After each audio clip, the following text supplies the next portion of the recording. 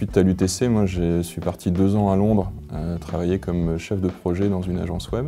Après, en revenant sur Paris, j'ai intégré un cabinet de conseil en stratégie d'environ 35 personnes avec 4 UTC1, dont 2 qui étaient au comité de direction.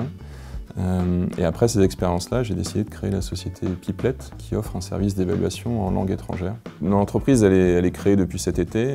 On est 3 UTC1 au total dans l'entreprise. Donc, évidemment, on ne se connaissait pas à l'UTC, on s'est tous rencontrés quand on était à Londres. Et c'est là où l'idée de Piplet a un peu germé. Donc, Adrien Vertel et Mathieu Herman, avec chacun des profils différents. Adrien, c'est notre responsable technologique, il a fait GI comme moi.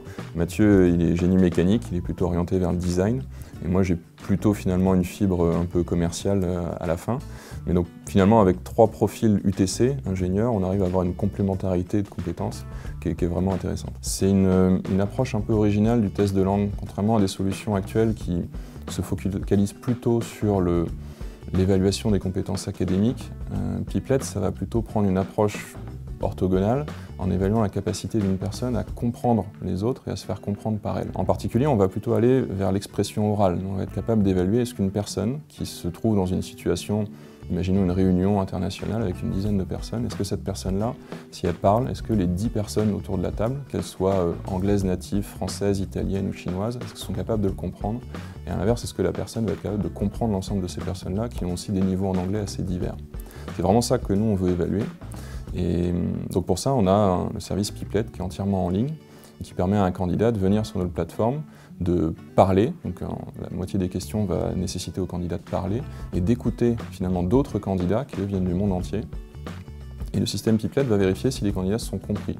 Et finalement, s'ils sont compris, c'est que les compétences sont là. Alors peut-être que la grammaire et le vocabulaire ne seront pas parfaits, mais l'acte de communication sera là et c'est vraiment ça qu'on veut mesurer. Donc le score que donnera Piplet, ce sera une capacité d'une personne à interagir internationalement avec d'autres personnes dans une langue étrangère.